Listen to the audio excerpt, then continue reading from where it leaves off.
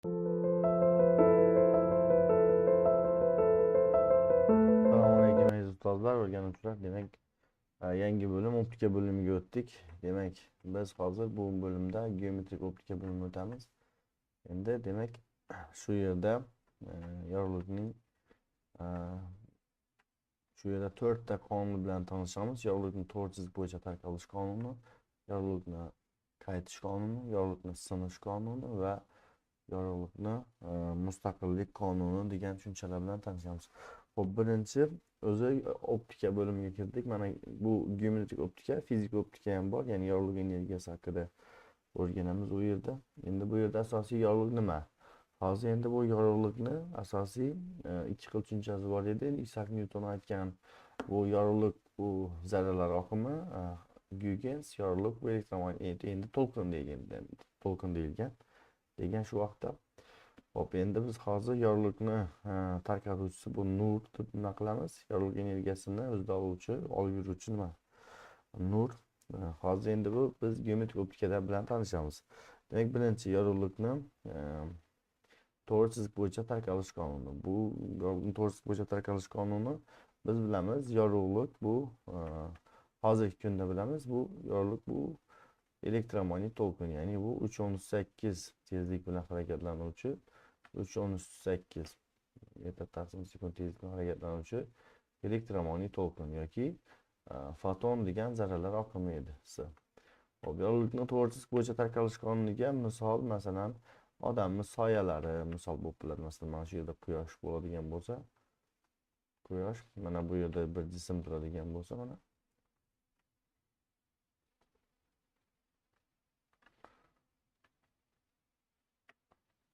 shu yerda jism turadigan bo'lsa,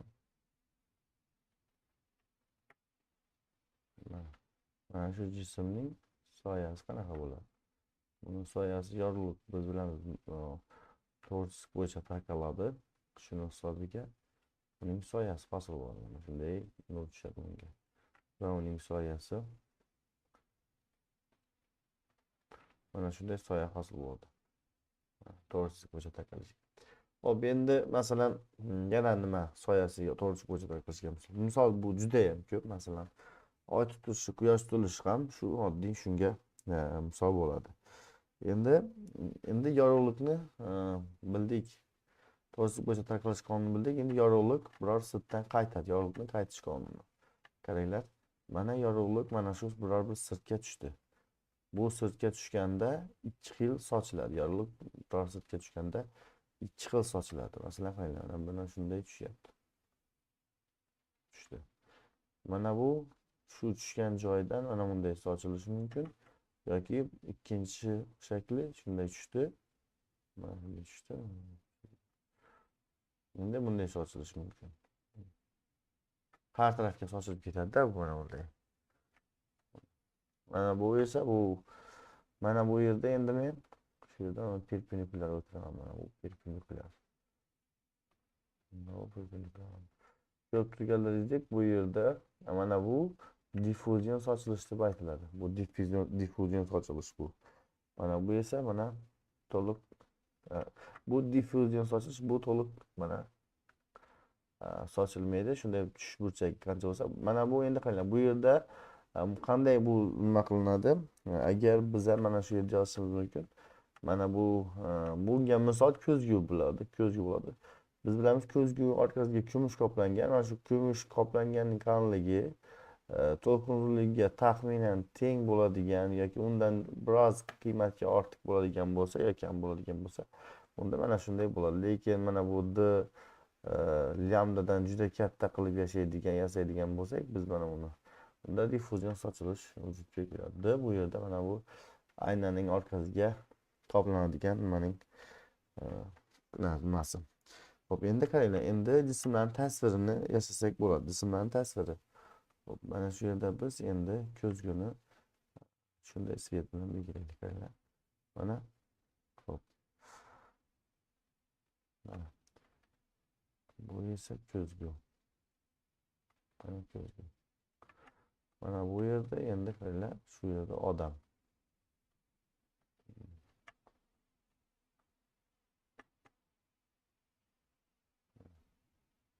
Odam mana shu yerda turibdi.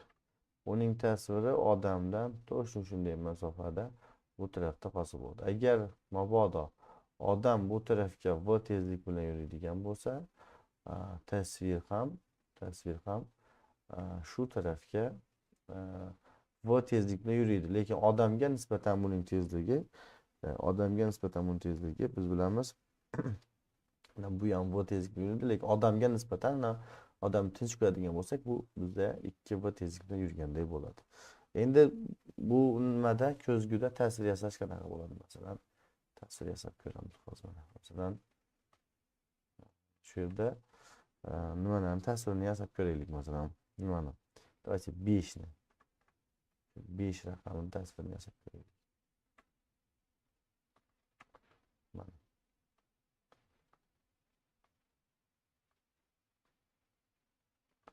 Mana uning tasviri qanaqa bo'ladi? Uning tasviri bunday, mana bunday, mana bunday, mana bunday, bunday.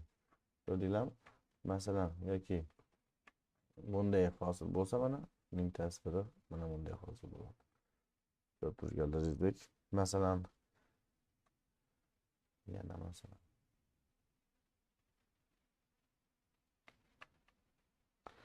Masalan, bu oy nimani yasaydigan bo'lsak, mana shunday oy yasaydigan bo'lsak, uning tasviri mana shunday hosil bo'ladi. Ya'ni masofalar bir xil. Shu bizda nima bu? Oyna.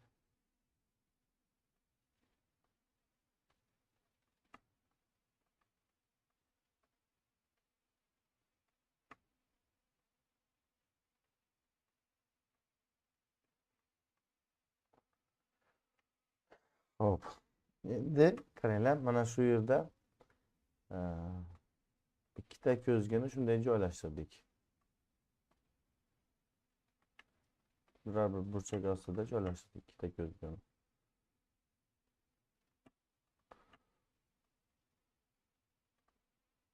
Mana shunday burchak ostida joylashtirdik. Va mana bu yerda jismni qo'ydik. Mana shu yerda bir jism qo'ydik. Shu jismning tasviri qayerda hosil bo'ladi? Bu qancha masofa bo'ladigan bo'lsa, mana bu yerda bittasi hosil bo'ladi. Mana bu yerda bittasi. Endi bu qancha masofa bo'ladigan bo'lsa, shu masofada mana yana bittasi hosil bo'ladi. Keyin ana buning mana bu ko'zgudagi, mana bu ko'zguda hosil bo'ladigan mana bu yerda ham tasviri hosil bo'ladi. Keyin mana buning bu ko'zguda hosil bo'ladigan tasviri esa mana bu yerda hosil bo'ladi. Qarasangizlar, mana shu yerda tasvirlar hosil bo'ladi. Endi bu mana shu hosil bo'ladigan tasvirlar soni nimaga bog'liq? Biz bu yerda bilamiz. Mana shu yerda hosil bo'ladigan nimasi shu yerdagi, mana shu yerdagi burchakka bog'liq, mana shu figa bog'liq. Endi biz yozib qo'yishimiz kerak, shu yerdagi tasvirlar sonini topish uchun 360 taqsim fi plus 1 ifoda bilan topiladi. Demak, eslab qolsangizlar ham bo'ladi. Endi mana bunday tushunchalar bor. Mana shu yerda 4 talasini sig'diraman. Hozir qaranglar. Shunday tushuncha bor. Masalan, 4 xil tushuncha buni hozir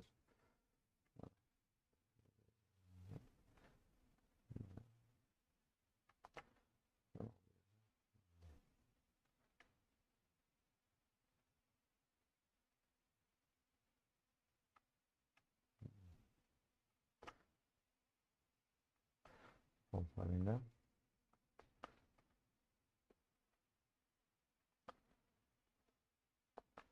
mana shu hammasi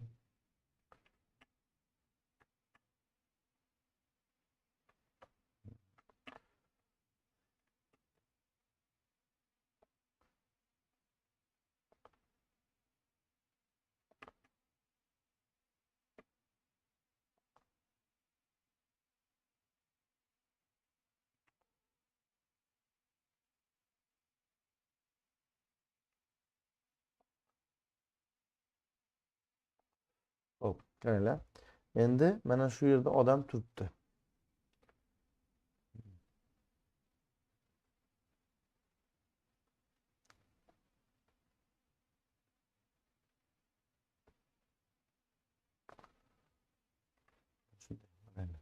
Mana shu yerda odam turibdi. Odam turibdi. Xo'p, bu yerda agar qaranglar, odam hozir aytdik mana. Odam mana shu yerga v tezlik yuradigan bo'lsa, uning mana bu yerda tasviri bor, mana shu yerda. Shu yerda mana uning tasviri bor. Xo'p, tasviri chizdik. Agar odam v tezlik bilan bu tarafga yuradigan bo'lsa, uning tasviri tezligini hammasini bunday svet bilan chizaman. U ham v tezlik bilan bu tarafga yuradi, lekin odamga nisbatan tasvirining tezligi bizda 2v bo'ladi. Ya'ni 2v tezlik bilan yaqinlashadi tasviri o'ziga. Xo'p, tushungan bo'lsanglar bo'ldi. Endi ikkinchi holat qaranglar. Mana shu yana odam.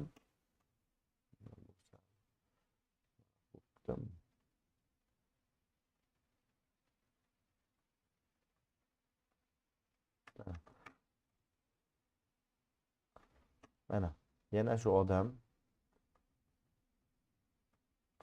Mana bu yerda yana tasvir. Bu tasvir o'ng tarafda. Endi bizga aytadi, agar odam turib bizga mana bu yo'nalishda endi bizga shu yo'nalishda ko'zgu yuryapti. Ko'zgu u tezlik bilan yaqinlashyapti. Endi mana bu odam turibdi, ya'ni buni odamning tezligi 0, bu 1 teng 0 mana. Odamning tezligi 0, bu 1 teng 0 turibdi u. Lekin bu u tezlik bilan yaqinlashyapti. Demak, buning tezligi bizda bo'ladi. Bunday deb yozaman dedim. Bu odamning tasvirning odamga nisbatan tezligi 2u bilan u yaqinlashadi. 2u bilan yaqinlashadi u odamga. 2u bilan yaqinlashadi. U bo'lsa 2u bilan yaqinlashadi. Xo'p, endi qarang, endi bunday bo'lsa-chi? Yana shu odam, mana odam.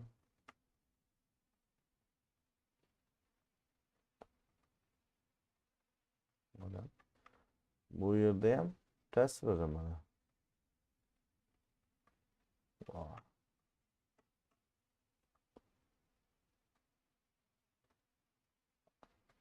Odam. Boshqa tasvir bo'lib qoldi.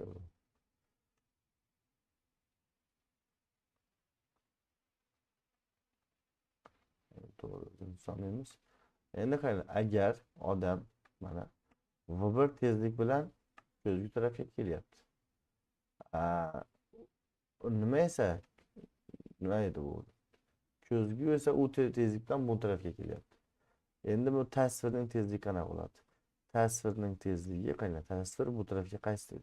Qarang, buni tinch qo'yamiz. Buni tinch qo'yadigan bo'lsak, mana bu tezligi u plus v1 bo'ladi va shu ikkilangani bilan keyin qaytadi. Demak, keyingi tezlik 2 v1 plus u. V1 2u bilan odamga yaqinlashadi u tasvir.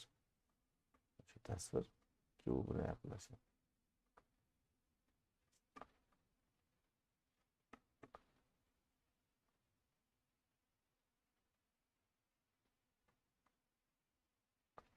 Xo'p, demak tushungan bo'lsanglar bo'ldi. Endi mabodo bu masalan yana bitta odam. Yana bir odam. U v1 tezlik bilan ketyapti.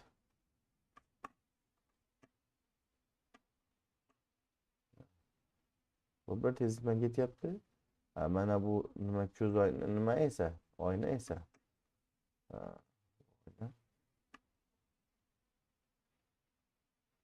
Bu oyna u tezlik bilan izidan qo'llab qo'yapti. Buni to'xtab turibdi deb qaraymiz. Demak, bu to'xtab turibdi deb qaraydigan bo'lsak, to'xtatib qo'yadigan bo'lsak, buning tezligi 2u minus v1 bo'ladi va u bu tarafga yaqinlashayotgan bo'ladi.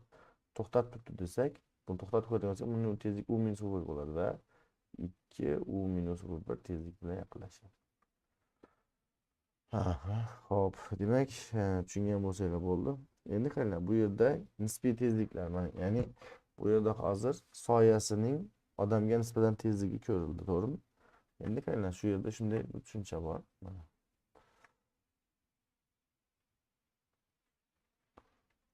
Oyna. Oynada shunday oyna. oynada mana bu yerda bitta jism, bu yerda bitta jism shu tarafga ketayotganda.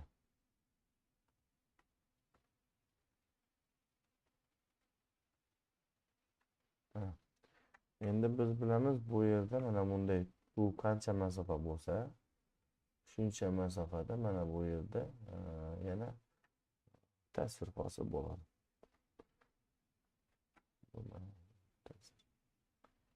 Hop, endi bu qayerga boradigan bo'lsa,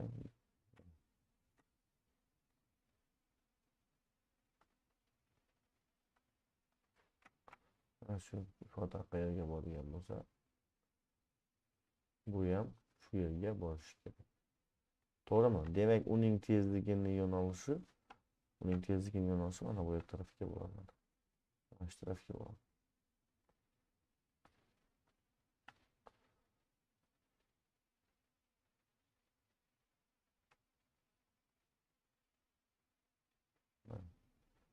Shunday yo'nalishda bo'ladi. Xo'p, endi aytadi, bu ko'zgu bu.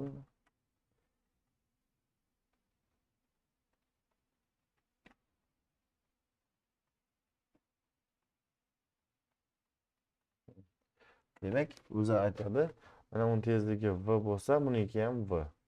Bizga aytadi, endi bu yer alfa, mana shunday alfa bo'ladi. Mana bu ham alfa. Bizga aytadi, mana shu bular nisbiy tezligini toping deydi. Nisbiy tezlikni qanaqa topamiz? Mana shu ikkita vektorni bir yerga olib kelib topamiz. Mana bu vektor mana yuqoriroqqa bo'lyapti, parallel olib keldim. Mana bu, mana shu esa mana bu tarafga bo'lyapti. Demak, bularning nisbiy tezliklarini topishimiz uchun albatta vektorlarni boshini bir yerga olib kelib, oxirlarini tashladik. Mana oxiri mana shu yerda. Endi uni qanaqa qilib topamiz? Bu yerda albatta ko'rsatuvchi teoremasidan foydalanamiz. Qanaqa qilib? Demak, bu yerdagi mana shu v nisbiy bo'ladi. Mana bu ham v, mana bu ham v. Shunda v nisbiyini topadigan bo'lsak, v nisbiyini topadigan bo'lsak, ildiz ostida v kvadrat plus v kvadrat minus 2vv bu sinus alfa. Alfa endi bu yerdan ko'payguncha bu ham alfa bo'ladi, 2 alfa bo'ladi. 2 alfa. Shuning uchun bu 2 alfa. Bu endi 2 alfa bo'ladi. Mana endi vlar borligi uchun bitta formulaga olib kelsak bo'ladi. V nisbiy deganimiz v ko'paygan ildiz ostida 2 1 minus kosinus 2 alfa. 1 minus kosinus 2 alfa. Hop.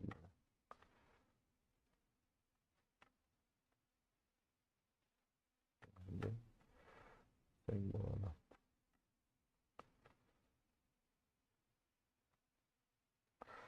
Hop.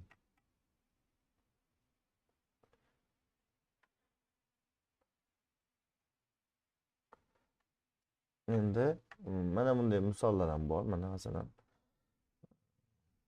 qaranglar. Shu yerda ikkita misol ko'rib ketsak bo'ladi. Masalan, jism bor bu yerda.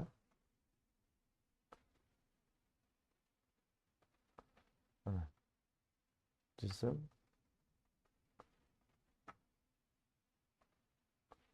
bu tarafga ketyapti.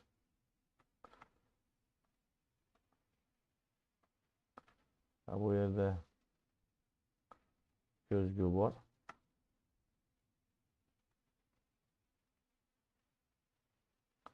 Ko'zgudagi jismning tasvirini tezligini toping deydi. Sizning ko'zgudagi tasvirini tezligi bu yerdan kelsak, mana shu yerda jismning o'zi yana hosil bo'ladi. Mana. Va u ham tarafga yuradi. Hop, lekin endi bu yerda bu masalada boshqacharoq. Bu masalada mana bu ko'zgu u tezlik bilan bu tarafga ketyapti. Shunda bu tezligi v bo'ladigan bo'lsa, buni ham tezligi v bo'ladi. Lekin buning bu o'qdagi tezligi, buning bu yo'nalishdagi tezligi, mana shu yo'nalishdagi tezligi bizda u biz aytgandek 2u bo'ladi. Va buning natijalovchisini buni bu tarafga o'tirib, buni bu tarafga o'tirsak, mana bu yerda natijalovchisi kelib chiqadi. Mana shu uning natijalovchisi bo'ladi. Hop, natijalovchi shunday ekan, natijalovchini topish muammo bo'lmaydi. Darrov topiladi. Endi bizga aytadi jismning soyasining tezligining jismning soyasini tezligini toping desa, mana shuni topamiz. Lekin soyasini emas. Jismning soyaning jismga nisbatan tezligini toping desa, soyaning jismga nisbatan tezligini toping desa, biza mana shu yerda ikkita vektor olishimiz kerak. Qaysi vektorlar? Birinchi mana bu vektor. Birinchi bu vektor. Bu vektor bo'ladi. Mana bu esa mana bu vektor. Endi mana bu esa keyingi vektor mana shu. Mana shu nisbiyini olishimiz kerak. Bularni nisbiyini olishimiz uchun albatta oxirlarni tashishimiz kerak.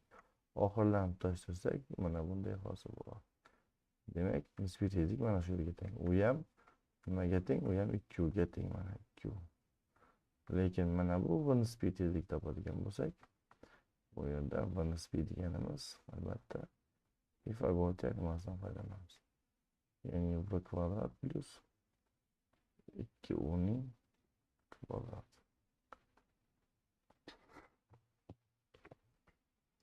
Xo'p, tushungan bo'lsanglar bo'ldi. Endi bunday nimalar ham bor? Nima? 2019-yildami, qaysi yilda berdi buni? Mana shunday beradi-da.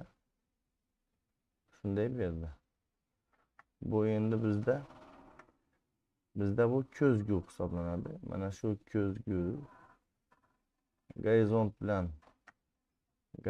bilan biror bir alfa burchak ostida tashkil qilingan mana. Shu yerda alfa burchak ostida tashkil qilingan. Alfa burchak ostida tashkil qilingan. Endi xo'p, bakdim. Hop, gün tutduğuna gün başlar.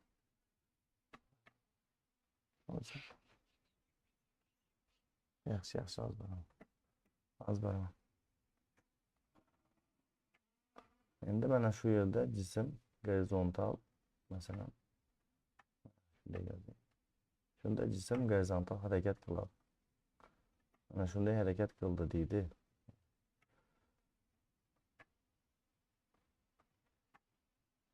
Shunday harakat qildi deydi. Endi bizga aytadi, u bizga mana bunday x bergan, mana bu tomonni x berganda 2019-yil masalalarida bor edi-ku mana. Bu taraf x va mana bu tarafni y deb berib qo'yibdi bizga endi.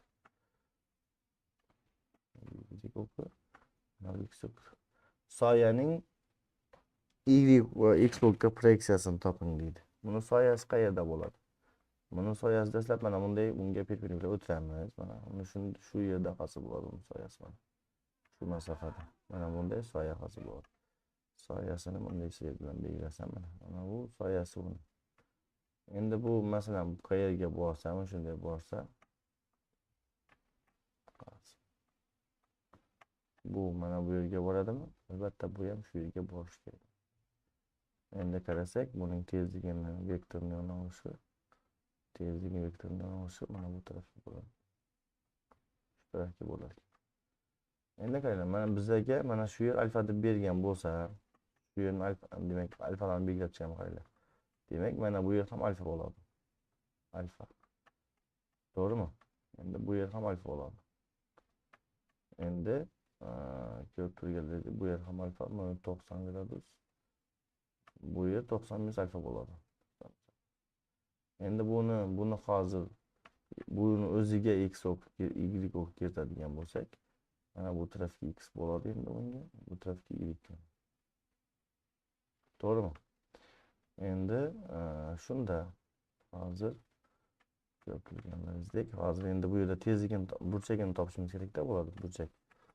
Xo'p.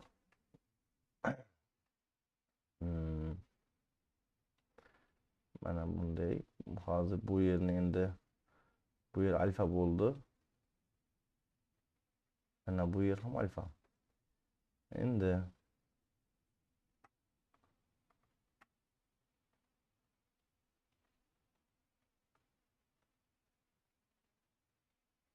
bu yer 90 gradus bo'lsa, mana bu yer ham 90 minus alfa bo'ladi. 90 minus alfa.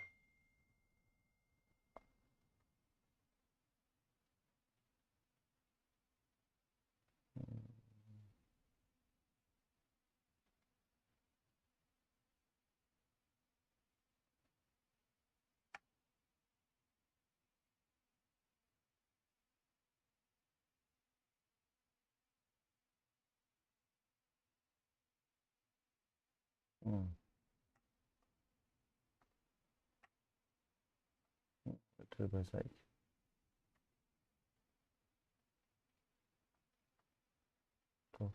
minus alfa.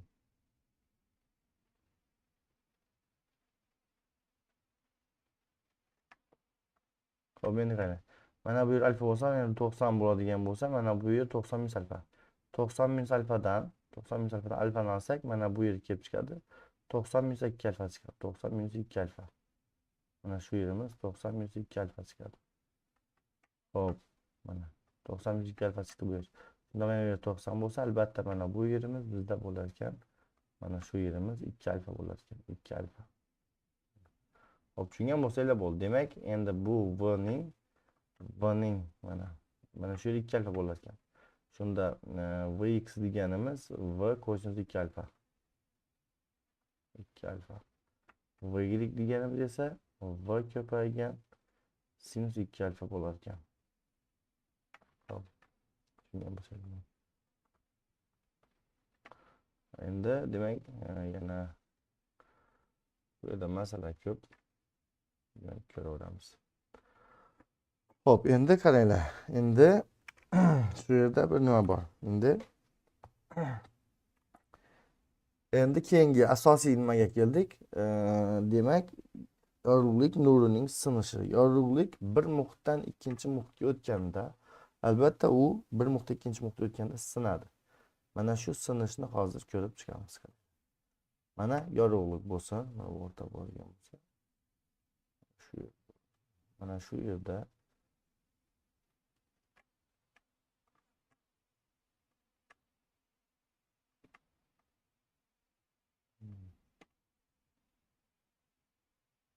Xo'p, qarang. Mana shu biror bu yerda biz yozdik hozir. Bu havo bo'lsin. Mana shu havo bo'lsin. Havo, shu havo. Mana bu shisha bo'lsin. Shisha. Mana shu yerda havodan shishaga nur tushyapti. Qaranglarmi? Tushyapti shunday. Nur tushyapti. Ko'rdinglar, to'g'rimi? Shunday tushyapti. Endi mana shu yerda ikki muhit chegarasiga perpendikulyar o'tkazaman. Mana shu ikki muhit chegarasiga o'tkazilgan perpendikulyar. Ikki muhit chegarasiga o'tkazilgan perpendikulyar mana. Endi mana shu yerda muhit tushdi. Ko'rib turganlaringizdek, muhit mana shu yerda tushdi, ko'rdingizlarmi? Bir muhitda. Bu pastdagi muhit bizada mana pastdagi muhit nima bu? Pastdagi muhit shishada, bu shisha. Shisha. Давайте bundan turib oqda qo'yib bir qator nima qilsak bo'ladi. Mana shunday muhit bu.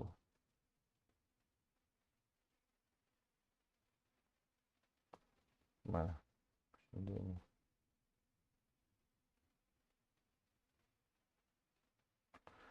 Nur shunday tushdi. Endi biz o'ylagandik, nur shunday o'tib ketadi deb o'ylagandik. Shunday nur tushdi-ku mana. Shu shunday o'tib ketadi deb o'ylagandik, lekin biz kutganimizdek nur bunday o'tib ketmas ekan. Mana havodan shishaga o'tyapti, ko'rdingizlar. Nur o'zini yo'lini o'zgartirdi. Qarang. Nur qaysi tarafga? Endi bu yerda nur mana bu tarafga ketdi. Ko'rdinglar mana. Bu tarafga ketdi. Shu tarafga ketib qoldi. Mana nur o'zini yo'nalishida emas, bu tarafga ketib qoldi. Endi mana shu yerda bu burchakni biz mana shu yerdagi burchakni biz alfa bilan belgilaymiz. Bu tushish burchagi deb aytiladi. Mana bu yer esa mana bu yer beta, ya'ni bu sinish burchagi deb aytiladi. Xo'p, endi boshqa muhit.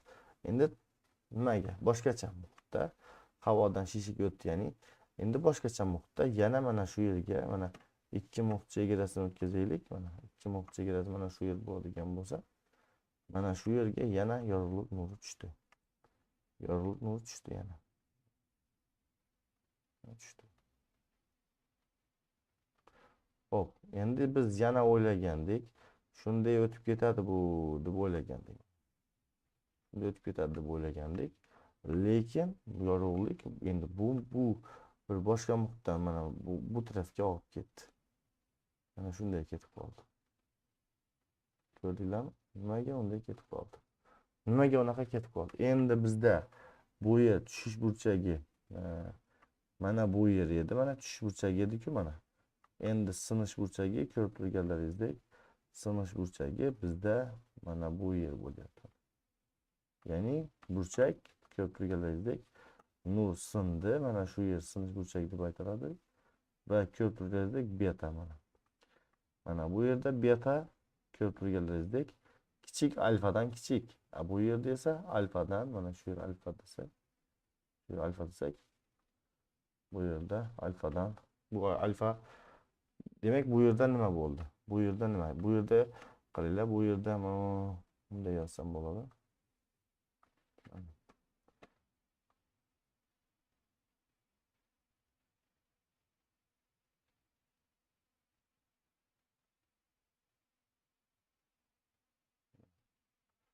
Bir muhit ikkinchi muhitga ketdi, boshqachaga nima qildi? Qarang, demak, bunda bu yerda nima bo'ldi? Havoni uchun ham yozib qo'ysam bo'lar ekan. Bu yerda ya'ni bir shaffof muhitdan ikkinchi shaffof muhitga o'tdi-da, bu yerda ko'rdinglar mana. Bir shaffof muhitdan ikkinchi shaffof muhitga o'tdi. Bu yerda mana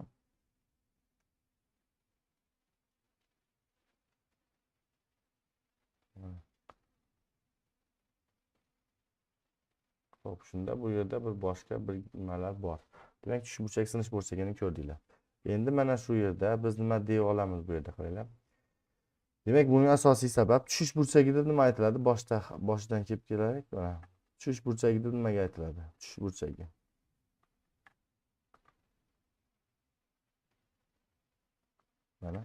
Mana shu yer tushish burchagi edi, alfa. Mana bu nima? Tushgan nur va ikki muhit chegarasiga o'tkazilgan perpendikulyar. U ikki muhit chegarasiga o'tkazilgan perpendikulyar mana shu ikki muhit chegarasiga o'tkazilgan perpendikulyar shu mana. Mana shu ikki muhit chegarasiga o'tkazilgan. Bu yerda mana bu mana ikki muhit chegarasiga o'tkazilgan perpendikulyar. Tushgan nur va ikki muhit chegarasiga o'tkazilgan perpendikulyar. Tushunarlimi? Mana shu, mana bu yerda ham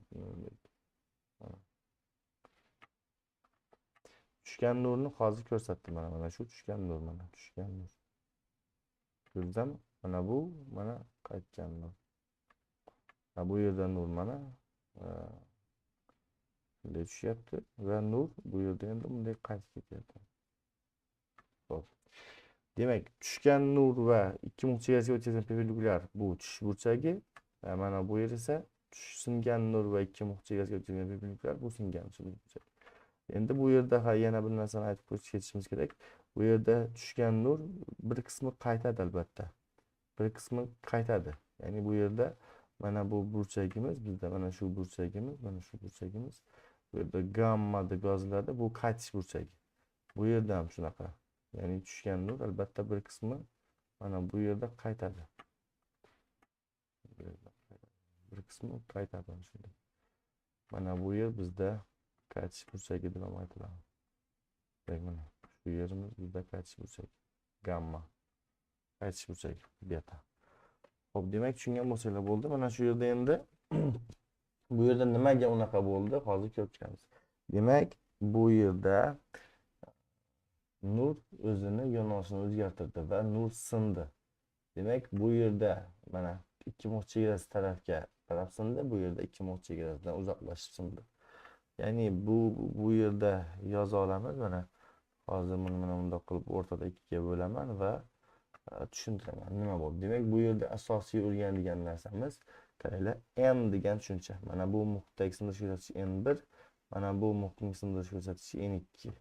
Mana bu yerda sindirish ko'rsatkichi n1, mana bu muqniki esa n2. Demak, shu yerda sindirish ko'rsatkichi degan tushuncha bor. Sindirish ko'rsatkichi.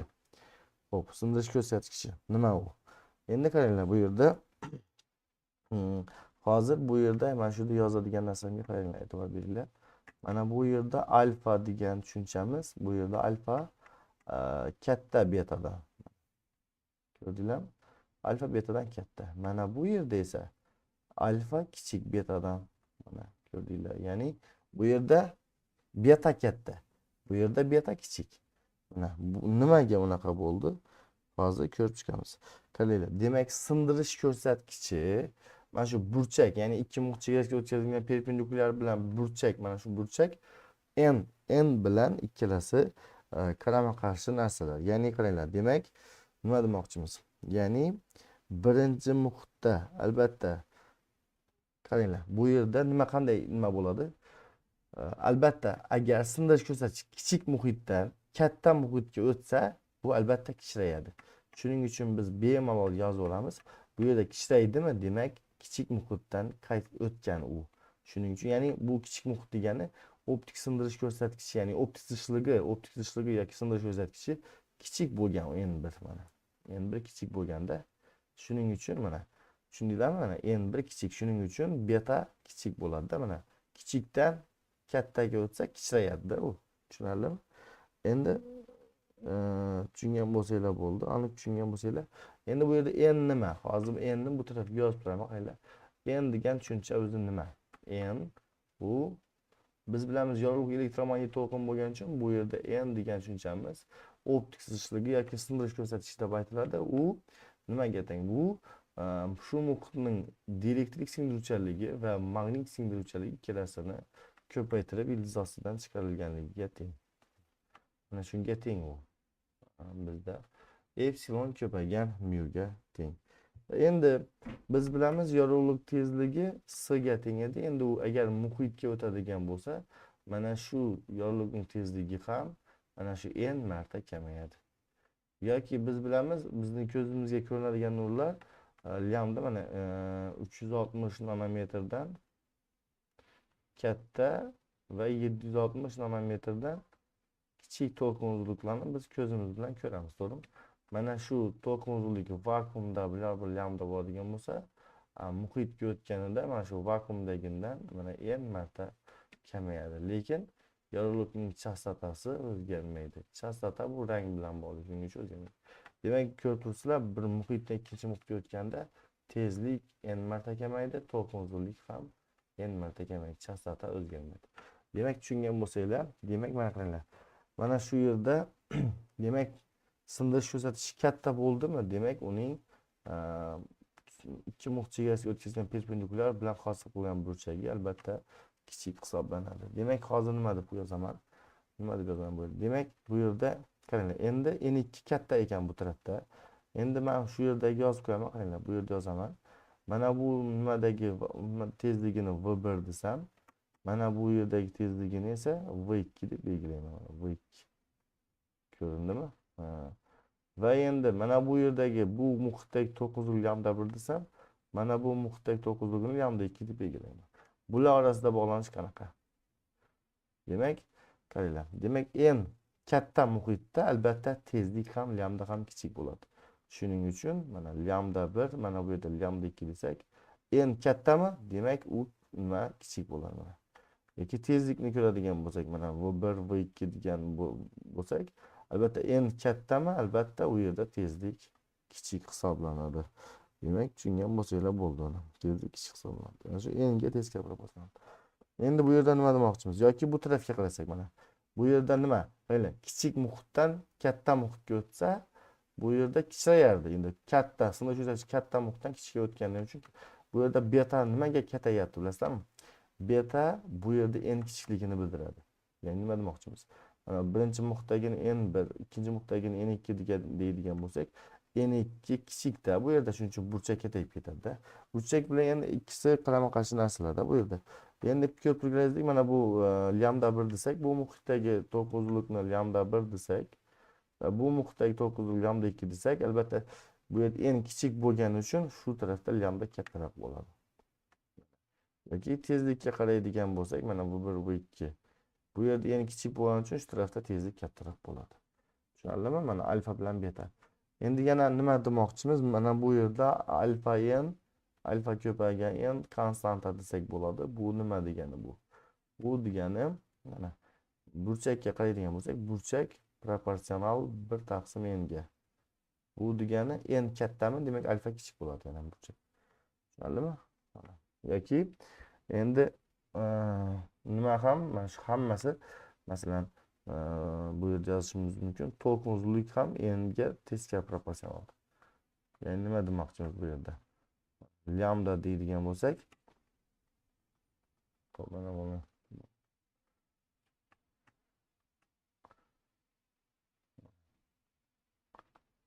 yozamiz. Yo'q. Yozadigan bo'lsak, mana alfa n konstanta. Alfa n konstanta degani bu yerda burchak kattaydimi? Mana biror bir. Demak, fi burchak proporsional 1 taqsim n ga. Yoki aytishimiz mumkin fi, mana shu fi burchak. Bu yerda burchak kattami? Demak, shu yerda n kichik. Yoki n proporsional 1 taqsim fi ga. Yoki mana v proporsional 1 taqsim n ga. Уже ko'rinib turibdi, mana ifodalardan ko'rinib turibdi. Alfa bilan bog'lasak bo'lardi.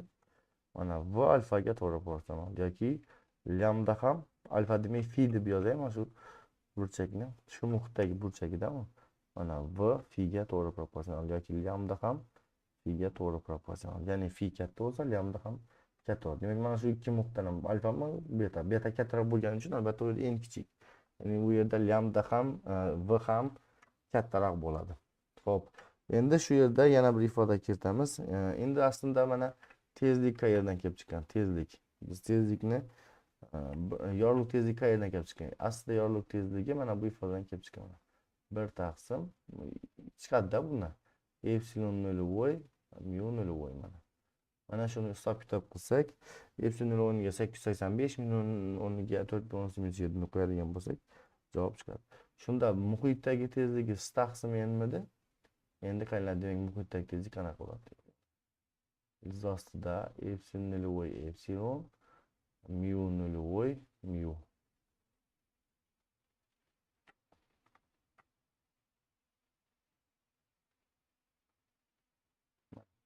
Shunday nima qilsak bo'ladi? Demak, tushungan bo'lsanglar bo'ldi. Demak, n degan tushuncha moddaning sindirish ko'rsatkichi ekan. Moddaning sindirish ko'rsatkichi. Masalan, bu n degan tushunchani yozib olsak bo'ladi. Masalan, n havo uchun 1 ga teng, masalan, suv uchun 1.33 ga teng, misol uchun shisha uchun masalan 1.48 midi sanada iste'mol. Masalan, kumush uchun 2.7 mi? Ana shunaqa edi ish qilib, mana bu to'g'ri bo'lmasligi mumkin. Lekin mana shunday edi-da bu. Mana moddalarni sindirish ko'rsatkichi. Endi bu sindirish havoning sindirish ko'rsatkichi masalan temperaturaga ham bog'liq bo'lishi mumkinmi? Masalan, har xil gazlarniki har xil. Masalan, oddiy misol, masalan, tandirni, non yopadigan tandirni ustiga qarasak, ustidagi ta'sir o'ynab turadi-da. Mana shu yerda yana o'zgarib ketgani uchun. Issiq kunlarda devorni qarasak, devorda ham, sirtida ham mana bu ta'sir o'ynashini kuzatilishi mumkin. Xo'p, endi qaranglar, mana shu yerda shunday tushuncha bor. Boshladik. Demak, yozamiz, qaranglar. Ruchka yo'q bu yerda, ruchka. Yo'q ruchka. burchi yo'q. Demak, qaranglar, mana shu yerda shunday bir tushuncha yozamiz mana. Tushish burchagi sinusining, hop, tushish burchagi sinusining, ya'ni sinus alfaning sinish burchagi sinusiga nisbati, ya'ni sinus sinish burchagi bu yerda beta edi. Sinish burchagi sinus betaga nisbati. Demak, ikkinchi muhit sindirish ko'rsatkichining, ya'ni n2 ning birinchi muhit sindirish ko'rsatkichi n1 ga nisbatiga teng bo'ladi. Demak, tushungan bo'lsanglar bo'ldi. Endi bu yerda n o'rniga mana staqsim n-ku, n o'rniga mana staqsim v2 deyish mumkin. Mana bu o'rniga staqsim v1 deb qo'ysak, v1 bilan v2 ni o'rnidan almashadi. Demak, asosiy sinish qonuni mana shu mana. Tushish burchagi sinusining sinish burchagi sinusiga nisbati n2 sinish ikkinchi muhtdagi sindirish ko'rsatkichining birinchi muhit sindirish ko'rsatkichiga nisbatiga aytiladi. Demak, endi buni yana o'zgartirib yozsak bo'ladi. Bunaqa qilib, demak, yozamiz mana. Tushish burchagi sinusining sinish burchagi sinusiga nisbati teng mana n2 taqsim n1 dedik-ku mana. Endi buni yozishimiz mumkin. Biz nima deb qo'yamiz? n2 o'rniga staqsim v2 qo'ysak, v2 pastga tushadi. Staqsim v1 qo'ysak, v1 yuqoriga chiqadi, silar ketadi. v1 taqsim v2. Yoki yana deyish mumkin, mana lambda o'rniga bu yerda n ni topsak nima bo'ladi mana? Lambda, mana lambdani topsak, lambda vakuum taqsim lambda 1 yoki n2 o'rniga bo'lsa, lambda vakuum taqsim lambda 2 pastga tushib ketadi. Lambda vakuum taqsim lambda 1 yuqoriga chiqib ketadi. Lambda vakuumlar ketadi. Mana shunday yozib olsak ham bo'ladi. Demak, n orqali bog'lanishi bu. N orqali bog'lanish. Demak, tushungan bo'lsanglar bo'ldi. Endi mana shu yerda bitta masala ishlab ketamiz, qaranglar.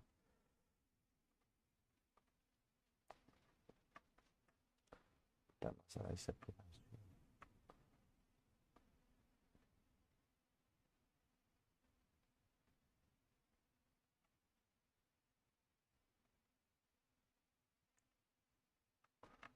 Qaranglar mana.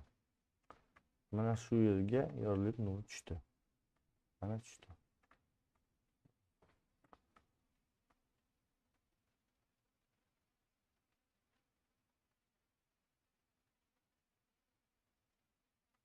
Mana tushdi. Endi mana bu ikki muhit chegarasiga o'tkazilgan belgilar mana.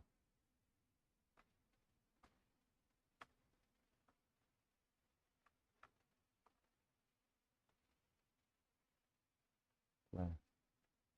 Ikki muhit chegarasiga o'tkazilgan belgilar. Endi biz o'ylagandik bu yerda shunday keldimi? Mana shunday ketadi deb o'ylagandik. Hop, endi nima qiladi? Qaranglar. Давайте bu mana bu shisha bo'lsin, bu shisha. Mana bu shisha bo'lsin.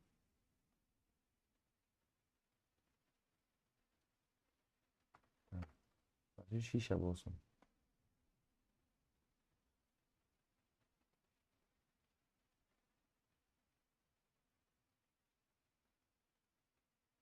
Mana ikki muhit chegarasiga o'tkazilgan belgilar. Mana shunday ketadi deb o'ylagandik biz, to'g'rimi? Endi bu unday ketmadi, qaranglar. Bu unday ketmadi. Bu havodan o'tyapti. Havo, bu yerga yozib qo'ying. Bu havo. Havodan. Bu esa shisha. Shisha. Ko'ryaptimi? Shisha. Xo'p, endi bu durushda ketmadi. U albatta bu yerda yo'nalishini o'zgartirdi. Havoniki sindirish ko'rsatkichi 1 ga teng. Shishaniki 1.30 ga teng. Ya'ni kichikdan kattaga o'tyapti. Albatta kattaga singa o'tgandan keyin burchak albatta kichrayadi. Va burchak mana bu yerga keldi. Ko'rdinglar. Mana shunday keldi. Mana. Endi ko'rdinglar, yana ikkinchi muhitga keldi u. Ya'ni bu yerda yana nima o'zgartirmoqchi? Muhit o'zgartirmoqchi va ko'rib turganingizda mana ikkinchi muhitga yana keldi. Endi bu safar bunday ketar deb o'yladik biz. Mana shunday ketar deb o'ylagandik.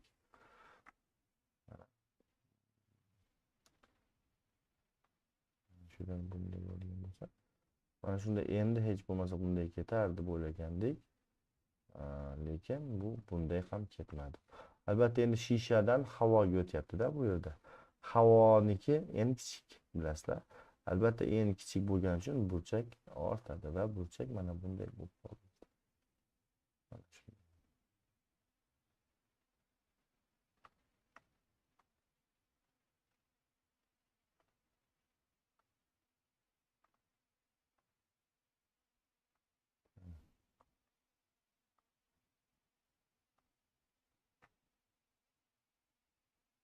Mana shunday bo'ldi.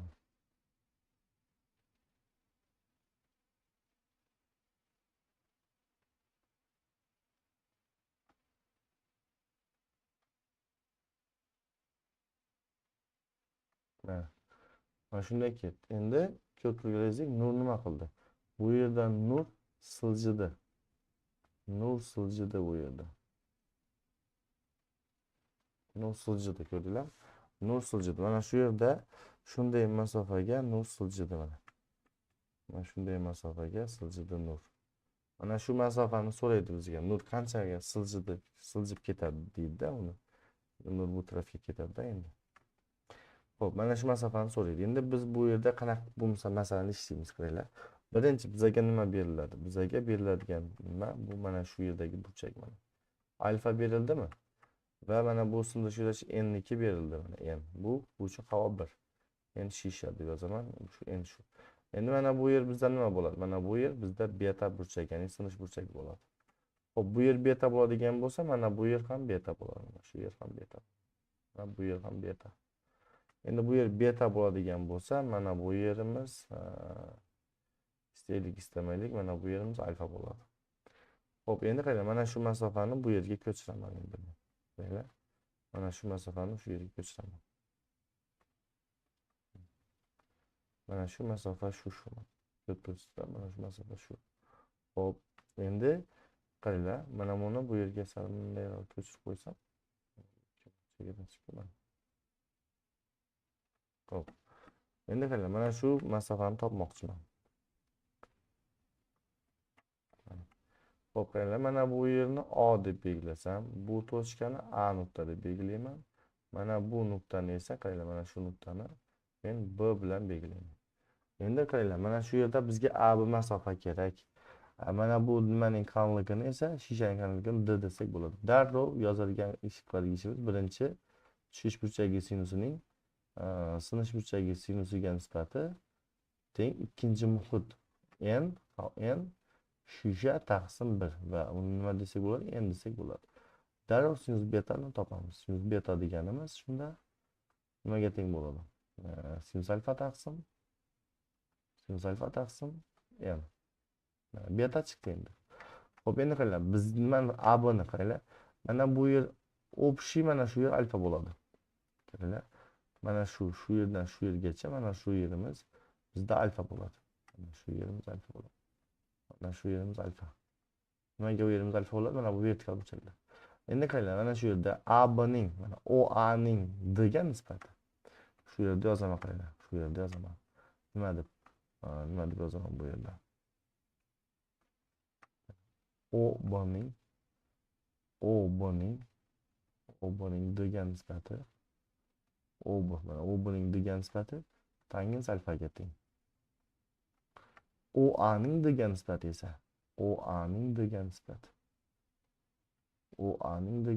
esa tangens betaga teng bo'ladi. Endi biz mana bu yerda masofani topdik. Bu masofani topdik mana shu yerda. Bu AB ga teng. Buni topish uchun albatta nima qilamiz? OA ni topishimiz uchun.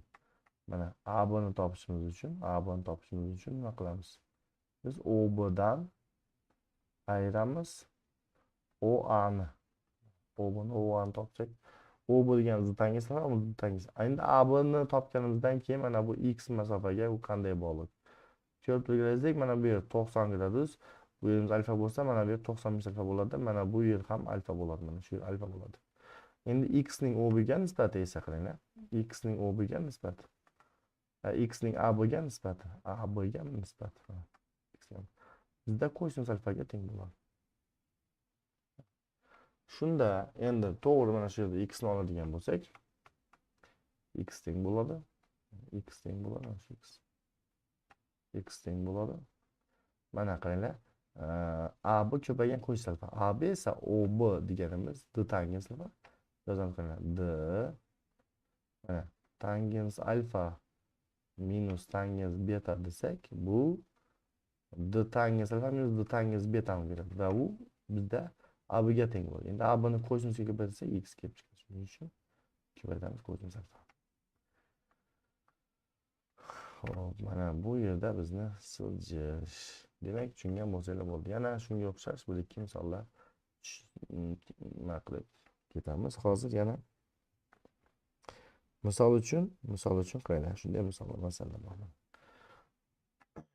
Sinish qonunidan ishlaymizda bu masalani. Xo'p. Mana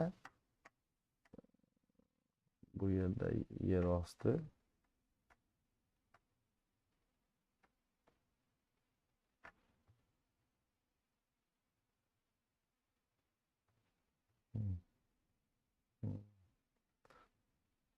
mana xo'p, mana shu yerda давайте uchburchak chizaylik bu yerda. Mana shu yerda mana uchburchak. Buni prizma.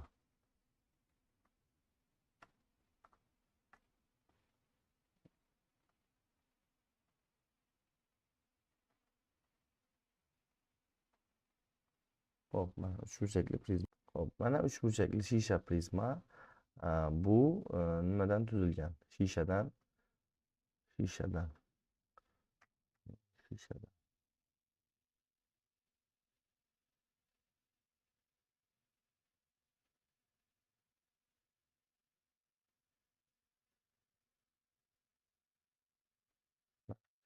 Endi bizga mana shu yerdan nur tushyapti.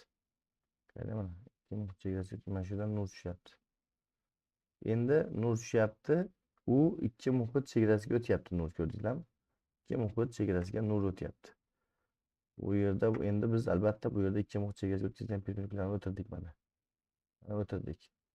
Xo'p, endi nima deb o'ylagandik? Biz nur mana shu yerda shunday ketadi deb o'ylagandik. Endi bu mana kattaroq bilan chizaylik. Shu yerga nur keldi. Nur keldi shunday. Endi biz o'ylagandik shunday ketar deb o'ylagandik. Bilmaymiz-da fizikani. Shunday ketadi deb o'ylagandik. Lekin bu havodan albatta shishaga o'tyapti. Havoniki bir, shishaniki katta. Ya'ni sindir ushlatish katta bo'lgan muhitga o'tyapti. Bu yerda albatta burchak kichrayishi kerak. Keyin burchak albatta kichraydi va mana bu yerga keldi. Shunday keldi. Burchak albatta nima qildi? Kichraydi. Nimaga desak, bizda bu yerimiz mana bu yerimiz alfa edi mana. Burchak alfa edi mana shu yer. Endi bu yerdagi burchagimiz mana bu yer. Mana ko'p kelajak beta kichraydi. Ko'rdinglarmi? Beta kichraydi. Endi mana yana ikki muhit chegarasiga kelib qoldi nur. Xo'p, mana ikki muhit chegarasi mana. Mana ikki muhit chegarasi. Endi bu yerda uning tushish burchagi mana bu yerdagi mana shu yer bo'ladi va bu yerimiz qandaydir gamma deb turaylik, gamma. Va endi biz bu yerda ham yana shunaqa ketar deb o'ylagandik. Mana ketish kerak edi. Mana shunday ketar deb o'ylagandik mana. Lekin unday ketmadi. Nimaga desak, bu yer gamma bo'lishi mumkin emas. Albatta bu yerda katta muhitdan kichikka o'tyapti. Albatta bu yerda katta muhitdan kichikka o'tyapti. Kichraydi, ya'ni bu yerda n kichik bo'ldi. N kichik bo'lsa burchak albatta oshib ketadi. Va bu yerda burchagimiz mana bunday yo'nalishda bu tarafga ketadi. Ko'rdinglar? Mana shunday burchak ostida mana shunday ketdi. Shunday ketib qoldi. Endi bizda burchagimiz, ya'ni burchagimiz mana bu yerga teng. Shu yerga teng. Endi bu alfa, beta, gamma. Endi biz bu yerda mana bu burchakni fi degandik, mana fi. Endi bu yerni yozaman, qanaqadir sigma deb. Sigma. Mana bu sindirish burchagi. Endi qaranglar, mana shu yerda endi bizga aytadi, nur o'zi qaysi tarafga ketishi kerak edi? Bizdan so'raydigan nima? Asosiy bizdan so'raydigani mana bu yerni so'raydi bizga. Bu yerni ko'rsataman. Mana shu burchakni so'raydi bizga. Ko'rdinglarmi? Ya'ni bizdan nur agar bo'lmaganda mana shu tarafga ketgan bo'lardi. Nur mana shu tarafga ketgan bo'lardi, to'g'rimi? Lekin bu tarafga ketdi-da bu nur. Nur bizda mana bu tarafga ketgan bo'lardi. Mana shunday ketgan bo'lardi, to'g'rimi? Shunday ketgan bo'lardi. Endi hozir bu tarafga ketdi. Mana shu orasidagi burchak tetani so'raydi-da. Ya'ni qanchaga burildi deb so'raydi mana shu yerda tetani so'raydi. Endi buni qanaqa qilib topamiz? Hozir ko'rib chiqamiz. Bizga faqat alfa va fi beradi. Qaranglar, qanaqa qilib ko'rib chiqamiz. Birinchi, biz betani topib olamiz. Nima qilib? Shu burchagi sinus alfaning sinish burchagi sinusiga nisbati, ya'ni sinus betaga nisbati. To'g'rimi? Mana tush burchagi boshqa yozaman. Tush burchagi sinus alfa mana yozaman. Sinus alfa. Sinish burchagi mana sinus beta. Hop. Sinus beta nisbati ikkinchi muhit shisha, birinchi muhit nima? Havo. Shuning uchun n deb qo'yamiz. Nimaga desak, havoni 1 endi 1 ga olsak barabar bo'ladi. Ana bu yerdan beta chiqadi. Demak, sinus betani topadigan bo'lsak, уже tayyor. Sinus beta deganimiz mana sinus alfa taqsim n. Bo'ldi. Beta burchak ham tayyor. Endi biz endi betani topishdan nima asosiy maqsad nima? Teta degani qayerda? Teta degani nima? Teta deganimiz mana shu yerda, mana shu svet bilan yozaman. Qaranglar. Teta deganimiz mana shu burchak bilan oq bilan yozaman. Qaranglar. Teta o'zi aslida qayer? Qaranglar. Teta deganimiz mana shu yerdagi burchak bilan mana shu yerdagi burchak bilan mana bu yerdagi ikkalasi burchakning yig'indisiga teng. Yana qarang, bu burchakning oyogiga kelsak, mana bu yerdagi burchak bilan keyin mana bu yerdagi burchak ikkalasining yig'indisiga teng. Xo'p, qaranglar, bu yerdagi burchak bizda alfa minus betaga teng mana. Mana shundan yuqorisida u mana.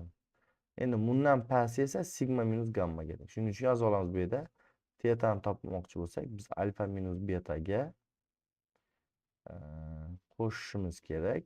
Alfa minus beta mana bu yer, mana shu yer, shu yer. Mana bu sigmadan mana gammani olib tashlasak, mana bu yer kelib chiqadi. Demak, nimani olib tashlaymiz bu yerda? Sigma minus gamma. Demak, bizga mana shu qanchaga o'zgarganini topishimiz uchun bizga nima kerak? Bizga asosiy narsalar alfa bor, betani mana topdik. Beta kerak edi, ham sigma ham gamma kerak. Bizda mana betani topish muammo emas. Endi qaranglar, endi shu yerda biz sigma bilan gammani ham topib qo'yishimiz kerak. Sigma bilan gammani qanaqa qilib topamiz? Davom qildirib olsak, mana bunday. Qaranglar, mana bu yer fi, ko'rdingizmi? Fi. Mana bu yer 90 gradus. Nimaga desak, bu ikki muhitga o'tgan 90, 90. Qaranglar, mana shu yerda mana bu burchakni qandaydir nima? L burchak desak yoki qandaydir L burchak desak, mana shu L burchak, fi burchak va mana 90 hammasining yig'indisi bizga 360 gradus bo'ladi. To'g'ri, 4 burchak hozir bo'lyapti-da, mana 4 burchak. Lekin mana bu ikkalasi 90 gradusdan. Unda mana 90 fi va mana bu L hammasi yig'indisi 360 bo'ladi. Biz shuning uchun mana shu yerda, demak, fi bilan L ning yig'indisi 180 bo'lsa kerak. Va mana bu yerda L burchak, albatta bu yerda mana shu yerdagi L burchak yozib qo'yamiz, 180 minus fi ga teng. 180 minus fi ga teng. Endi qaranglar, demak mana shu 180 minus fi beta va gamma yig'indisi esa 180 ga teng. Shuning uchun men bu yerda yozib qo'yaman hozir. Nima deb yozaman qaranglar. Demak, yozaman qaranglar. 180 minus fi mana bu yerda mana shu qo'shaman betani, yana qo'shaman mana bu gammani teng 180 gradus bo'lishi kerak. Fi beriladi. Shunda biz mana shu yerdan gammani topsak bo'ladi. Gamma deganimiz teng bo'ladi. 180 bu tarafga o'tsak 0, mana fi minus betaga teng bo'ladi. Fi minus beta gamma chiqdimi? Endi bemalol yozamiz nima deb? Bu yerda yozamiz endi sinus gammaning sinus sigmaga nisbati teng 1 taqsim n. Nimaga desa, ikkinchi muhit havo 1, birinchi muhit shisha. Ana bu yerdan sigma chiqadi, keyin bemalol mana shu ifodaga qo'ysak bo'ladi. Xo'p, demak tushungan bo'lsak bo'ldi. Endi agar fi kichik bo'ladigan bo'lsa, fi intilsa 0 ga, ya'ni burchak kichayadigan bo'lsa, bu yerda tetaning ifodasi qaranglar, mana shunday ifoda bilan yoziladi. N minus 1 mana n minus 1 ko'paygan fi. N minus 1 fi. Shunday ifoda bilan. Qachonki mana bunday bo'lsa, kichikroq bo'lsa-da, -1 ko'paygan fi deb ketaveramiz. Demak, mana shuni ishlanishini tushungan bo'lsanglar bo'ldi. Endi yana bir masala ishlab ketsak bo'ladi. Qanday masala? Qaranglar, bu ham 2019-yilda bor edi bu masala. Mana suv osti, mana bu suv usti. Xo'p. Endi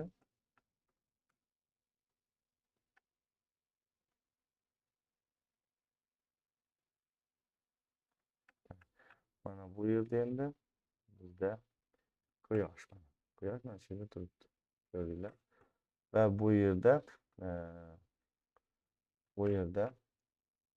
qaranglar,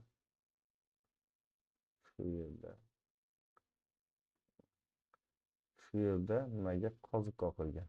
Qoziq. Ko'rdinglarmi?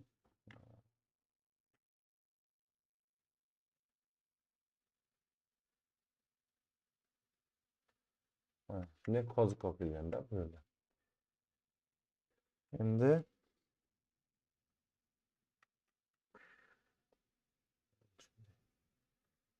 bizga mana bu yerdagi quyoshning kattaligi berilgan. Quyoshning gorizont bilan burchagi berilgan. 60 berilgan. Bizga aytyapti, bu suv ostida mana shu qaziqning, mana shu qoqilib turgan nimaning soyasini uzunligini toping deyapti. Qaranglar. Demak, mana bu soya nima qilish kerak? Mana shu soya quyoshdan nur chiqadi va mana bu yerga keladi mana. Mana bu yerga keldi nur. Endi nur bu yerga kelgandan keyin 2 muq chegarasiga keldi. 2 muq chegarasi. Bu nima qiladi endi? Havodan biz bilamiz bu yerda mana nur keldi shu yerdan. Bir sariq bilan yozmoqchi edim. Quyoshdan keldi shunday.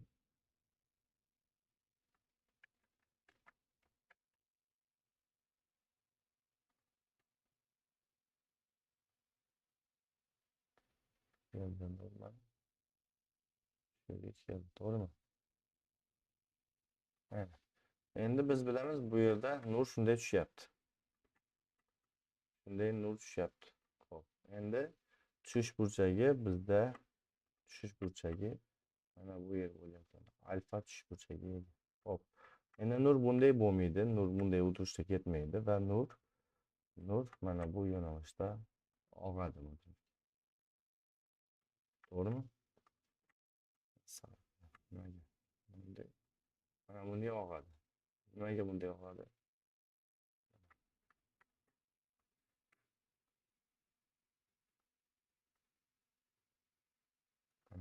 Mana shunday og'adi. Nimaga desak, bu yerda beta burchagimiz, mana bu burchagimiz albatta nimadan kichik bo'lishi kerak. Nimaga kichik bo'lishi kerak u? Nimaga kichik bo'lishi kerak? Nimaga desak,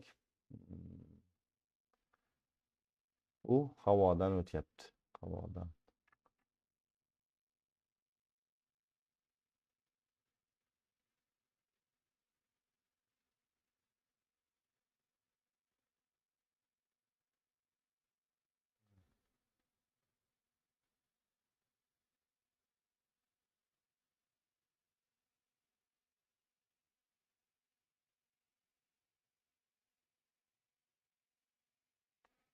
Nurni yo'nalishini ko'rdingizlar. Tushdi va mana bu yerga shunday qaytdi. Bizga aytyapti, mana shu holdagi taxtaning soyasini so'rayapti-da. Bu yerda soyasining uzunligi 2 xil. Hozir soyasi uzunligi qaranglar. Mana bu yerda soya bor, mana. Bu soya va mana bu tarafda soya bor. Mana shu ikkalasining yig'indisiga teng bo'ladi.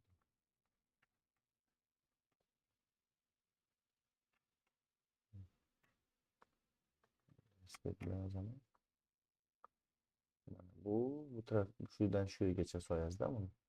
Keyin bu yerdan bu tarafgacha soyasi bor.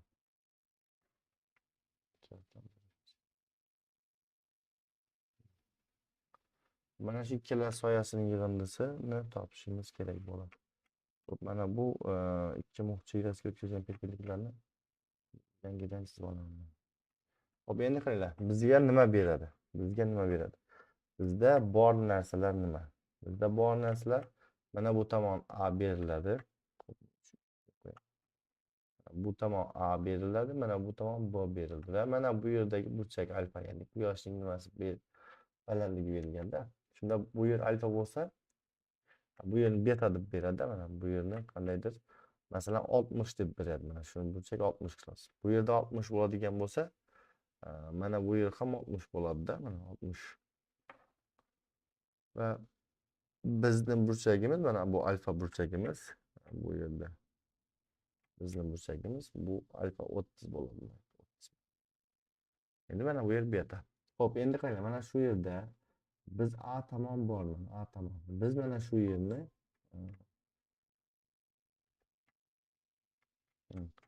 bu tomonni x bilan belgiladim. Mana bu shu yerdan shu yergacha masofa mana bu. Bu masofani x bilan. Mana bu tomonni esa shu tomonni men y bilan belgilayman. Yer y. Soyaning uzunligi x bilan y ning yig'indisiga teng. Demak, L soyaning uzunligini topmoqchi bo'lsam, men albatta x bilan y ning yig'indisiga yozishim kerak. Xo'p, birinchi x bilan y ning topishim. Bizga A bilan B berdi. Xo'p, qaranglar. Shu yerda yozaman, mana shu yozay. Mana A ning x ga nisbati tangisi 60 bo'lyapti yoki x ning A ga nisbati, yana x ning A ga nisbati x ning A ga nisbati bizda tangisi 60 ga teng bo'ladi. Tangisi 60 ga.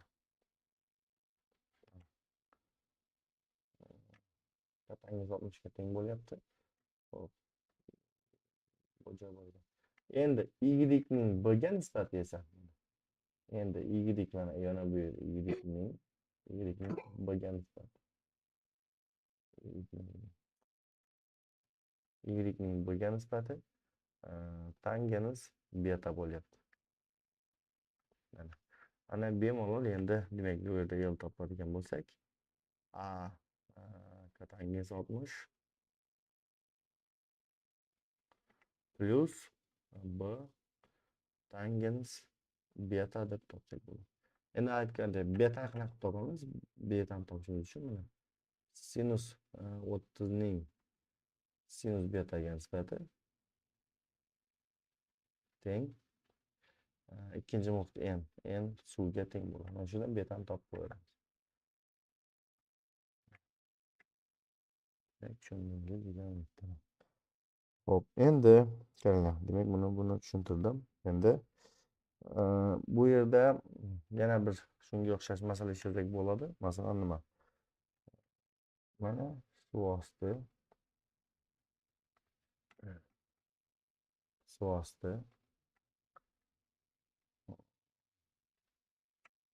Mana bu yerda mana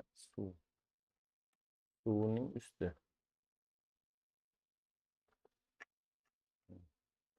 Suvning usti. Mana shu yerda baliq bor. Mana shu yerda baliq bor. Mana shu baliq bir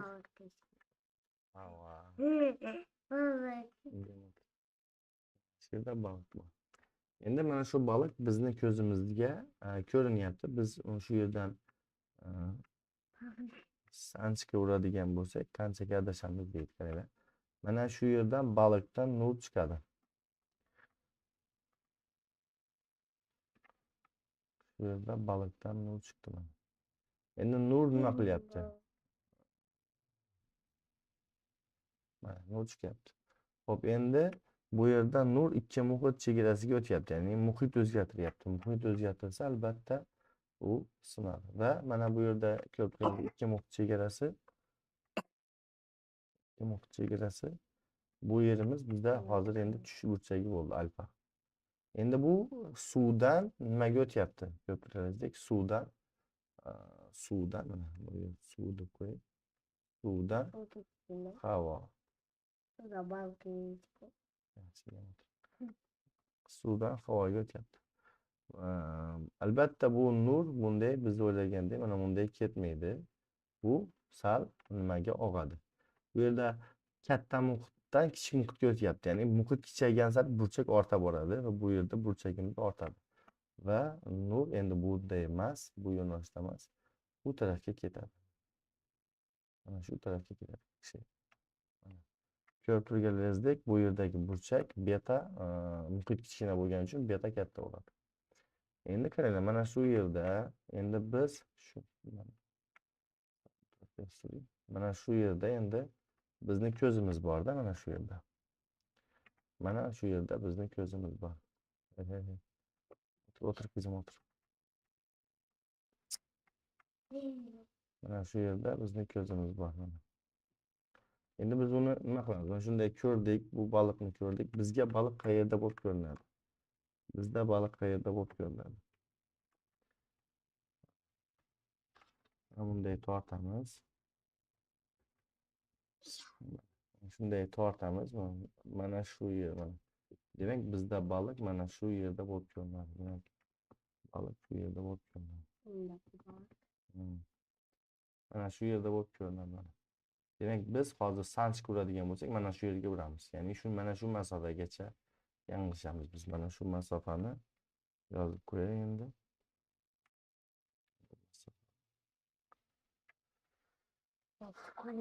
Mana şöyle. Bak kızım, bak yana bak. Mana bu. Mana shunday masofagacha bor. Yaxshi bak. Mana shu masofagacha adashamiz. Bizda mana shu masofani so'rashim mumkin. Bu qaysi masalaga o'xshaydi? Bu mana bu masalaga o'xshaydi mana. Bu yerda yozgandikki mana bu yerda. Mana bu masofani mana bu mapasini O, mana buni A, mana bu yerni B deb yozgandikki mana. Mana bu masofani esa mana bu masofani D bilan belgilagandik. D bilan belgilagandik. To'g'rimi? Bu yerda mana bu tortadigan bo'lsak, mana bunday tortadigan bo'lsak, mana bu yerda mana bu A-ni topganmizda, A-ni. A-ni qanaqa topamiz? Yoki bu yerda yozib chiqishimiz mumkin edi, nima deb? Hozir OAning mana OAning degan nisbati tangens alfaga teng.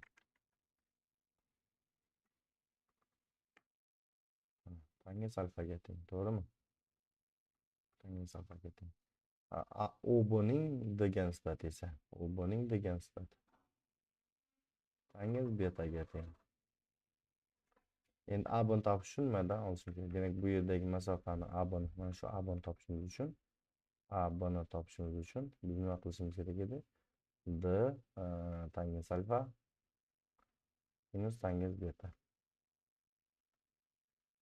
Xo'p, demak, tushungan bo'lsanglar bo'ldi. Xo'p, endi mana bu yerda aytmoqchiman, mana shu yerda bir nimani aytib ketay. O'tirmisam. Bu yerda aytib ketay, qaranglar. Demak, suv ustiga qaraydigan bo'lsak, u nimaning ko'rinma kattalashtirishi bor. Ko'rinma kattalashtirish degani bu chuqurlik, demak, ko'rinma chuqurlik demoqchi edim. Ko'rinma chuqurlik bizda mana bu h deydigan bo'lsak, asosiy hdan n marta kichik bo'ladi. Masalan, suv ustiga nima hovuzga qaraydigan bo'lsak, mana hovuzga qaraydigan bo'lsak, uning chuqurligi ko'rinma chuqurlik bo'ladi va asl chuqurligidan n marta kichik bo'ladi-da bu. Shuning uchun mana shu yerga yozib qo'yaman. Shu yerga yozib qo'ydim. Xo'p, endi to'la ichki qaytirish degan tushuncha bor. To'la ichki qaytirish. Nima u to'la ichki qaytirish, qaranglar. Xo'p. To'la ichki qaytirish degan nima degan? Hozir mana shu yerga tushuntiraman.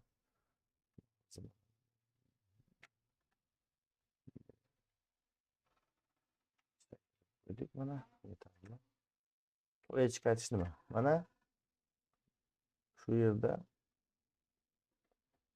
ikki muhit mana. Ikki muhit chegarasi. Ikki muhit chegarasi. Bu yerda nur tushdi. Ikki muhit chegarasiga nur tushdi mana. Shunday tushdi.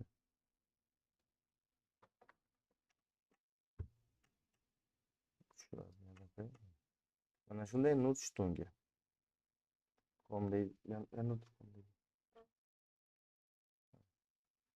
Shunday nur tushdi. Ikki muhit chegarasiga nur tushdi. Ko'rdingizlar? Endi mana bu ikki muhit chegarasiga o'tkazilgan perpendikulyar.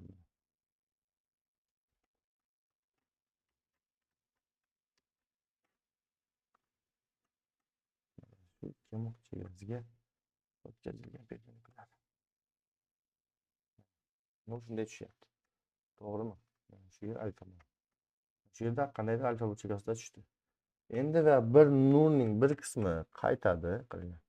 Nurning bir qismi bu yerdan qaytadi. Mana nur qismi bir qismi mana bunday qaytadi. O'zi hamma qaytgan. Bu qaytdi.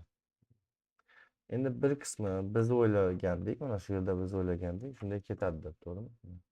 Shunday ketadi deb o'ylagandik. Lekin agar biz bu to'lashkachilik hodisasi kuzatiladigan faqat bir qachon kuzatiladi, mana qaranglar. Mana shu yerda shunday ketadi deb o'ylagandik. Lekin biz bu yerda hozir katta muhitdan sindirishni ko'rsatish katta muhitdan hozir yozib ketay mana shu yerga. Mana bu muhitni sindirishni ko'rsatish n1, buniki n2 deydigan bo'lsak, biz bu qachon kuzatiladi? Qachonki mana n1imiz katta n2dan bo'lsa. Ya'ni sindirishni katta muhitdan kichik muhitga o'tkazadigan bo'lsa, bu burchagimiz endi katta bo'lishi kerak-ku. Biz hozir bu yerda endi yorug'ligimiz mana bunday sinish kerak-ku, mana. Unday sinmaydi, u kattaroq burchakka sinadi. Shuning uchun mana bunday o'zi mana bunday ketish kerak edi. Nima bo'lmasa, sinish qonuni bo'lmaganda shunday ketish kerak edi. Endi bu bizda bunday ketmaydi. Bu tarafga masalan kattadan kichikka o'tyapti-ku, kattayish kerak-da. Mana bu burchak oshirgan sari bu ham oshib boradi-da, mana bunday bo'lib turib, ma'lum bir burchakka ketgandan keyin mana bunday bo'lib qoladi-da, ko'rdinglarmi? Ya'ni bu yerda sinish burchagi bizda mana shu yer bo'lib qoladi, mana shu yer bo'lib qoladi. Tushundingmi? Ya'ni sinish burchagi bizda hozir 90 gradus bo'lib qoladi. Ya'ni beta deganimiz bu yerda 90 gradus. Va nurning bir qismi turadi, bir qismi qaytadi, mana bu yerdan qaytadi. Va bu qaytish burchagi ikkalasi teng bo'ldi. Endi biz mana shu yerda yozib olsak, nima deb yozib olamiz? Mana tushish burchagi sinus alfaning, sinish burchagi sinus betaga nisbati ikkinchi muhitning birinchi muhitga sinishiga teng. Endi bu yerda betani ko'rdinglarmi? Mana shu yerda betani endi nima deb yozaman? Mana shu yerda sinus betani. Beta bizda 90 gradus bo'ldi-ku. Endi shu yerda yozaman. Nima deb? Shu burchagi sinusining sinish burchagi sinusiga, ya'ni sinish burchagi bu yerda 90 gradus. Ko'rdinglarmi? Mana shu ifodadan ana endi keyin kelib chiqadi. Endi sinus alfa 0 teng n2 taqsim n1. n2. Endi agar mabodo n2 taqsim n1 dedik, to'g'rimi? n2 taqsim n1. Agar mabodo, yozib ketay bu yerda. Agar shishadan yoki suvdan havoga o'tsa, agar havoga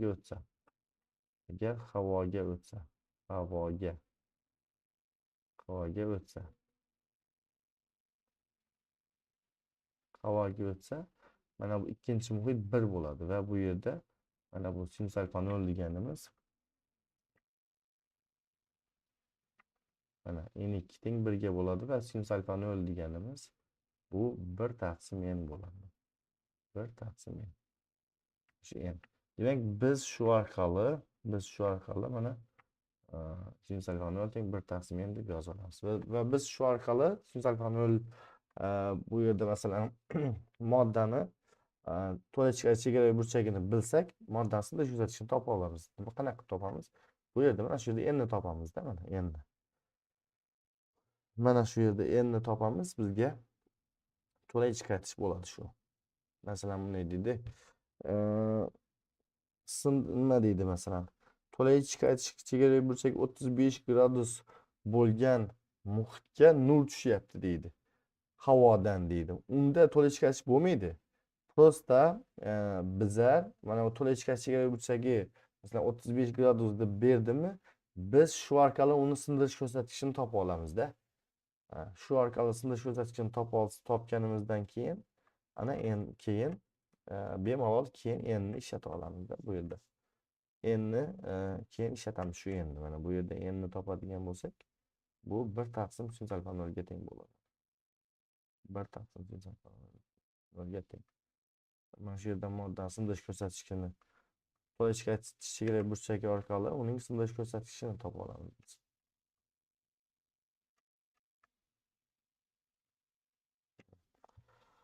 Yo'q, demak tushungan bo'lsak bo'ldi.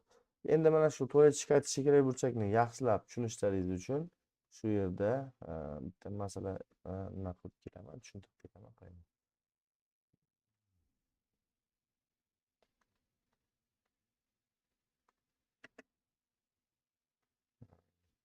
Qaranglar, bunday deydi. Mana suv osti bu.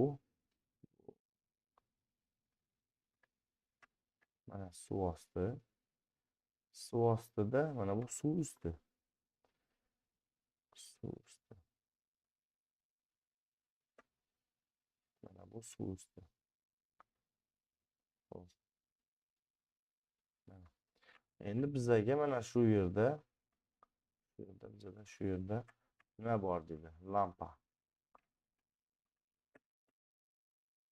Lampa bor. Lampa bor dedi. Lampa yonib turibdi dedi. Mana shu yerda hosil bo'ladigan yorug' dog'ning radiusini toping deydi. Nimaga u yerda yorug' dog' bo'lmaydi? Qaranglar, bu yerda bu nur hozir bu hamma tarafga nur chiqaradi, biz bilamiz. Hamma narsa tarafga nur chiqaradi mana.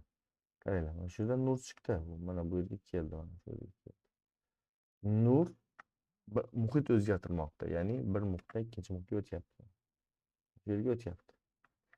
Endi bizda bu burchagi mana shu yer qaranglar.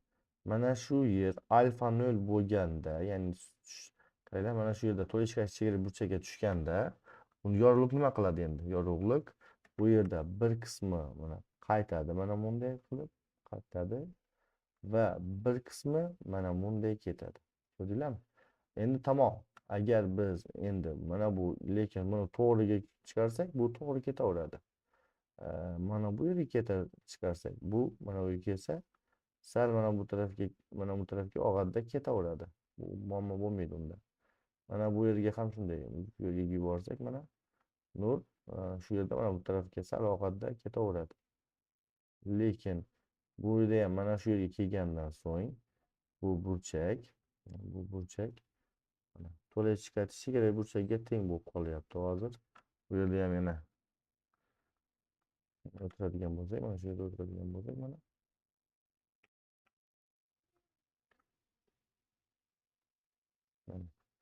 mana shu yer ham to'la chiqarishi kerak burchakka bo'ldi. Mana keyin u yorug'lik nima qiladi yana? U yorug'lik yana bu tarafdan qaytadi. Endi agar biz bu tarafga yuboradigan bo'lsak, bu to'la chiqarishi kerak burchagidan mana bu tush burchagi to'la chiqarishi kerak burchagidan katta bo'lib qoldi. Va albatta uni yuqoriga nur chiqmaydi. Ya'ni mana shu burchak albatta bu yerda burchakni mana bu yerda ham mana to'la nimani tushirib ko'rishimiz mumkin. Mana bu yerda ham chegarani ko'rsak, bu yerda albatta mana shu burchaklarni ko'ryapsizku mana. Bu burchaklar kichik burchaklarda, bu to'la chiqarish kerak burchagidan kichik burchaklar bular. Mana bu burchak esa o'zi to'la chiqarish kerak burchagidan kattada. Bu endi mana bu beta burchak. Albatta u katta bo'lgandan keyin nur bu yerga o'tmaydi va bir qismi bu yerga o'tadi, bir qismi bu tarafga, bir qismi bu tarafga ketadi. Mana shunday bu taraf endi mana shu nuqtadan mana hozir bu yerga yozadigan bo'lsam, mana shu yerda yozadigan bo'lsam, hozir mana qaysi mana shu yashil bilan yozaman, mana 3-chi qilib qo'yib. Mana shu nuqta mana A nuqta desak, mana bu nuqtani B nuqta desak, mana shu yerda A dan B ga tamom mana shunday bizda halqa hosil bo'ladi. Mana shunday nima hosil bo'ladi, shunday nima hosil bo'ladi. Dog' hosil bo'ladi-da, oq dog' bo'ldi. U tarafda ham nur chiqmaydi-da endi. Tushunarlimi? Xo'p, endi shunday bo'ladigan bo'lsa, biz endi bu yerda masalani qanaqa qilib ishlaymiz kerak? Masalani ishlash tartibi bizga aytadi, mana shu radiusni toping. Qaranglar, mana bu yer radius bo'lyapti. Mana bu yer dengizning chuqurligi bo'lyapti, qizil. Xo'p, endi mana bu yerga o'tirdik, mana bu oxirgi nurni. Shu yerda mana shu endi bu yerimiz mana bu yerimiz ham, mana shu yerimiz ham mana alfa 0 bo'ladi. Demak, ko'rib turganingiz mana bu radius, mana bu chuqurlik. Shunda birinchi yozadigan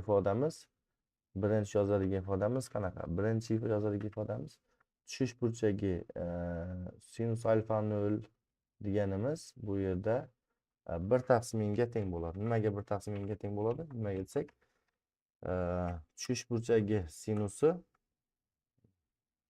tushish burchagi sinus alfa 0, sinish burchagi sinus beta teng 1 taqsim n. Ya'ni 1 taqsim n. Endi ikkinchi holatda, ya'ni bu sinus alfa 0 deganimiz, sinus alfa 0 deganimiz bu yerda teng bo'ladi. Qarshidagi kateter radiusning mana qarshidagi kateter radiusning pastda mana bu gipotezaga nisbatan gipotenuza esa bizda bo'ladi mana r kvadrat plus h kvadrat. R kvadrat plus h kvadrat. Shunga teng bo'ladi.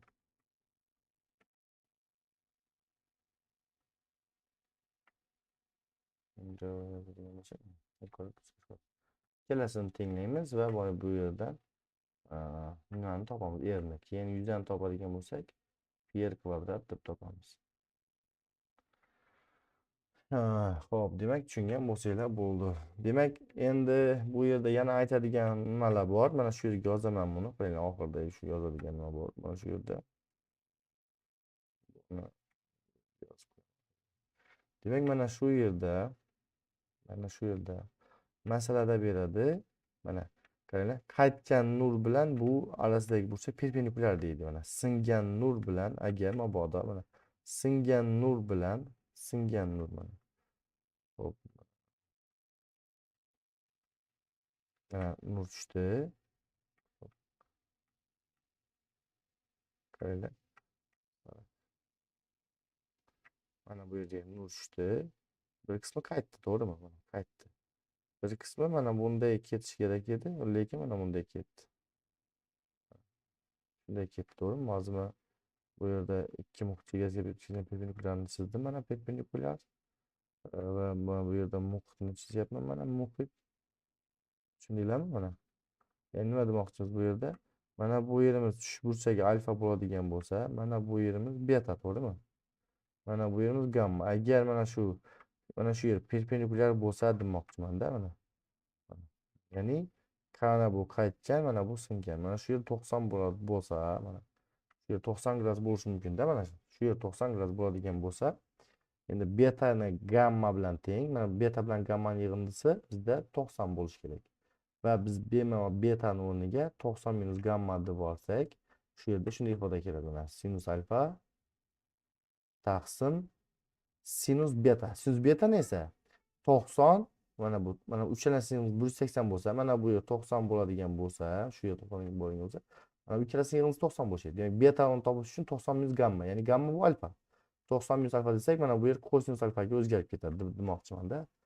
Bu yer kosinus alfaga o'zgarib ketadi va n2 taqsim n1 keladi.